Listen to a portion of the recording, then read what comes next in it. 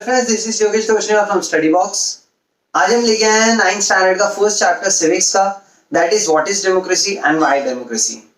बहुत मायने में ये चैप्टर एक रियलिटी चेक देगा कि किस तरह से इस पूरी दुनिया के अंदर डेमोक्रेसी को यूज किया जा रहा है, किस तरह से डेमोक्रेसी को रिप्रेजेंट किया जा रहा है। कहीं ना कहीं आपको ये बहुत सारी रियलिटीज भी बताएगा। तो चलिए शुरू करते हैं इस चैप्टर को।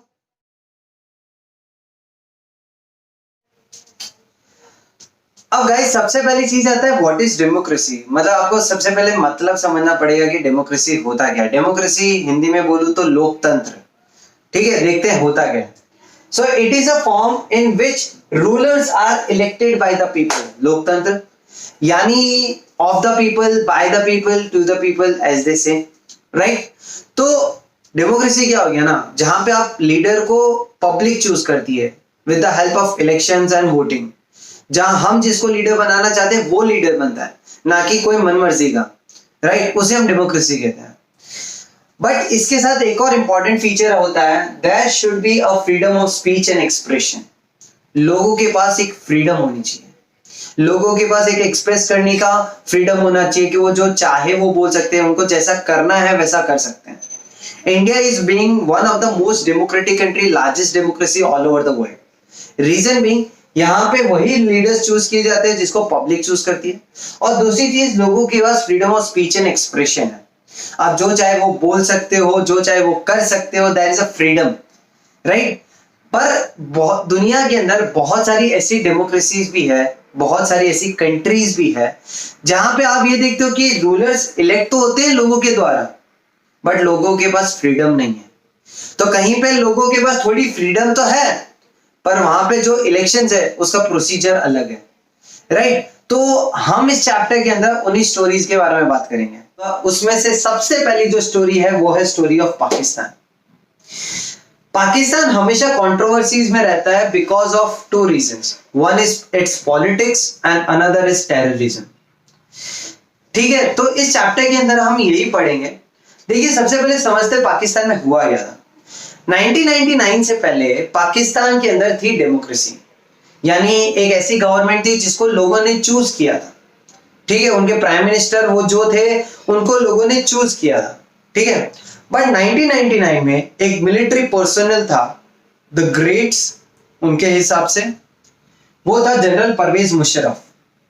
ठीक है, उन्होंने 99 के अंदर मिलिट्री पावर को यूज करके वहां की जो डेमोक्रेटिक लीडर थे उनको हटा दिया, वहां की डेमोक्रेटिक गवर्नमेंट को हटा दिया, पूरी तरह से निकाल दिया और खुद रूलिंग पावर में आ गए। अब जैसे ही वो रूलिंग पावर में आए, उन्होंने अपने आप को कंट्री का सीईओ डिक्लेयर कर दिया। इसका मतलब क्या हो गया कि वो कंट्री के सारे मैनेजमेंट एक्टिविटीज को वही संभालेंगे। He is the head of the country. उन्होंने इस तरह से काम किया। फिर 2002 में आफ्टर 3 इयर्स उन्होंने अपने आप को कंट्री का प्रेसिडेंट ही डिक्लेयर कर दिया। अब देखो क्या हो रहा है ना, पहले खुद सीईओ बने, अपनी पावर को यूज करके, तो खुद ही प्रेसिडेंट बन गए अपनी पावर को यूज करके, राइट। और फिर उन्होंने एक रेफरेंडम लॉन्च किया। रेफरेंडम क्या होता है ना, बेसिकली एक तरह का नोटिस होता है या एक तरह का सर्कुलेशन होता है जिसमें हम ये पूछते हैं कि लोग हमसे क्या चाहते हैं। जिसमें हम ये पूछते हैं लोग हमसे क्या चाहते हैं, क्या आपको आपका लीडर पसंद है कि नहीं, यस और नो में आपको जवाब देना होता है। तो लोगों का ऐसा कहना है कि रेफरेंडम में जो यूज किया गया था प्रोसीजर, वो पूरा फेक था। लोगों को मैनिपुलेट किया गया था, रेफरेंडम को मैनिपुलेट किया गया था, और उस रेफरेंडम की वजह से परवेज मुशर्रफ को 5 साल का एक्सटेंशन मिला। वो 5 साल के लिए और लीडर बन गए, but it was completely fake. सबको मैनिपुलेट किया गया था, पैसे खिलाए गए थे कि रेफरेंडम में सब यस यस यस बोलो ताकि परवेज मुशर्रफ और 5 साल के लिए रूल कर सके। तो it was a fake referendum. अब देखो, लोगों को मैनिपुलेट किया गया। अच्छा, दूसरी चीज, नेशनल सिक्योरिटी काउंसिल बनाया गया। उस नेशनल सिक्योरिटी काउंसिल का काम क्या था कि जितने भी डिसीजंस लेने हैं सिविलियंस के लिए, कंट्री के लिए, ये सारे के सारे डिसीजंस कौन लेगा? Security council. अच्छा, ये बात तो सही थी, पर पॉइंट ये था कि इस नेशनल सिक्योरिटी काउंसिल के जो हेड्स थे वो सारे के सारे मिलिट्री लीडर्स थे, यानी डिसीजन कौन ले रही थी? मिलिट्री। अच्छा, उनका हेड ऑलरेडी कंट्री का प्रेसिडेंट बन चुका था। मिलिट्री का जो हेड था परवेज मुशर्रफ, वो ऑलरेडी कंट्री का प्रेसिडेंट बन चुका था, और सारा का सारा पावर धीरे धीरे करके किसके पास आ रहा था? मिलिट्री के पास आ रहा था। अच्छा, उसके बाद उन्होंने एक लीगल फ्रेमवर्क बनाया, यानी उन्होंने एक नया संविधान बनाया। उस संविधान के अनुसार उन्होंने पुराने डेमोक्रेसी के जितने भी कॉन्स्टिट्यूशन रूल थे उन सबको हटा दिया और नए रूल्स लगा दिए। ठीक है, कॉन्स्टिट्यूशन चेंज हो गया, पावर्स मिलिट्री के पास आ गई, हेड मिलिट्री बन गया। उसके बाद power rest with the president. अब उन्होंने क्या किया, इलेक्शंस तो किए, उन्होंने काउंसिल इलेक्शंस किए, उन्होंने लोगों को बोला वोट करने के लिए, वोटिंग हुई, इलेक्शंस हुआ। अच्छा, जिन लीडर को चूज किया गया, क्या वो लीडर असेंबली में बैठ सकता है कि नहीं बैठ सकता, वो भी प्रेसिडेंट चूज करेगा। तो फिर यार इलेक्शन का मतलब क्या हो? बड़ी सिंपल सी बात है कि वो लोग क्या कर रहे थे, प्रिटेंड टू बी डेमोक्रेसी, दुनिया की नजरों में ना आए उसके लिए उन्होंने इलेक्शंस करवाए। दुनिया की नजरों में ज्यादा गलत तरीके से ना आए तो वो लोग एक फेक रेफरेंडम लेके आए, राइट। बट अल्टीमेटली रिजल्ट्स कौन दे रहा था? अल्टीमेटली रिजल्ट दे रहा था प्रेसिडेंट। और प्रेसिडेंट कौन था? मिलिट्री हेड था।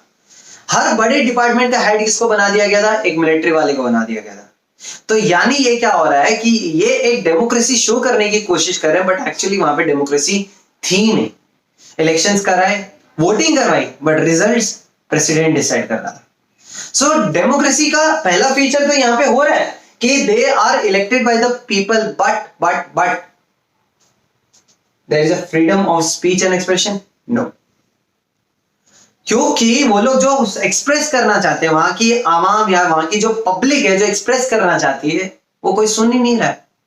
लीडर्स अपनी मन मर्जी का कर रहे हैं, right. So it is a fake democracy.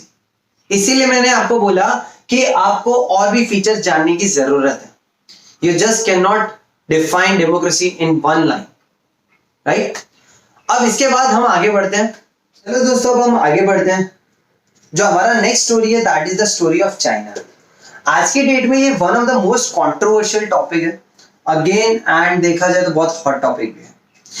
Well, China ऐसा क्यों है, चाइना की पॉलिसीज ऐसी क्यों है, तो उसके लिए हमें थोड़ा हिस्ट्री समझना पड़ेगा। ऐसा है ना कि दोस्तों, जो चाइना है वो पहले मोनार्की था, मतलब वहां पे मोनार्की रूल था, किंग्स रूल था। फिर वहां पे डेमोक्रेसी आने की कोशिश की गई, इलेक्शंस होने लगे।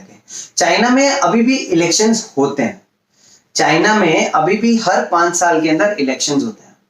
पर पॉइंट क्या है, इलेक्शंस होने के बाद प्रेसिडेंट कौन बनेगा वो नेशनल पीपल कांग्रेस डिसाइड करती है। Now the point is here, China के अंदर एक ही पॉलिटिकल पार्टी है, that is national people Congress. ठीक है, ये पार्टी डिसाइड करती है कि इलेक्शंस में प्रेसिडेंट कौन बनेगा, इलेक्शंस के रिजल्ट के बाद प्रेसिडेंट कौन बनेगा। एंड प्रेसिडेंट बनने के लिए आपका एलिजिबिलिटी क्राइटेरिया क्या, या तो आप नेशनल पीपल कांग्रेस के खुद के मेंबर रहो, या फिर आप उसकी जो 8 एलाइड पार्टीज है उसमें से कोई आप मेंबर हो।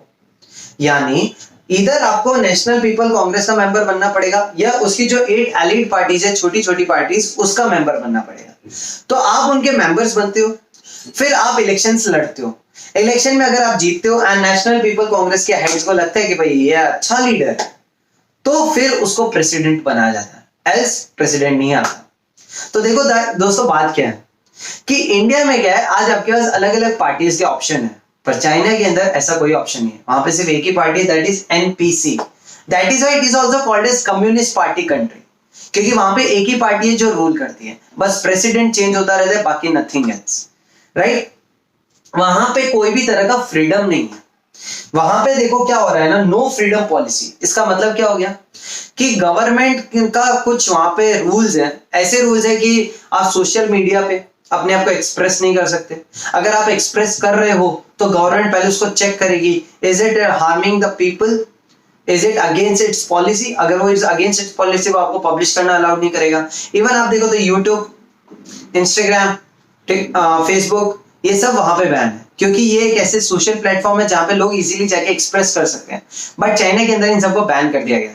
चाइना ने अपने खुद के एप्लीकेशंस बना रखे हैं, एंड उन एप्लीकेशन पे भी आप उतना ही एक्सप्रेस कर सकते हो जितना चाइनीज गवर्नमेंट आपको बोल रही है। तो यार दोस्तों देखो, बात क्या है, इलेक्शंस वो करवा रहे हैं, हाँ करवा रहे हैं, प्रेसिडेंट वो चूज कर रहे हैं, हाँ कर रहे हैं, पर पॉइंट क्या है, पॉइंट ये है कि वो लोग उसी को प्रेसिडेंट बनने के लिए बोल रहे हैं जो उसकी पार्टी से बिलोंग करता है। ये उनकी 8 allied पार्टी से बिलोंग करता है। अच्छा, there is a huge participation in corporates। इसका मतलब क्या हो गया कि अगर कोई भी बड़ा बिजनेस, छोटा बिजनेस अगर चाइना के अंदर अपना बिजनेस करना चाहता है, ठीक है, तो उसके लिए उसको गवर्नमेंट को कुछ हिस्सा देना पड़ेगा। Government always monitor the companies that are there, right. So ultimately क्या हो गया, वहां पे किसी का कोई फ्रीडम नहीं है। They have to work according to the rules and regulations of the government. If they don't perform, then they had to face a lot of torture and punishments. So yeah, it is a communist party rule, right? So guys, आज हमने देखा कि China और पाकिस्तान के अंदर even pretend to be democracy कैसी condition है कि इलेक्शंस होते हैं बट उनके एंड आउटकम्स वैसे नहीं होते जैसे डेमोक्रेसी की होनी चाहिए। होपफुली गाइज आपको ये स्टोरी समझ आई हो। If you like it then please share it and subscribe. Thank you.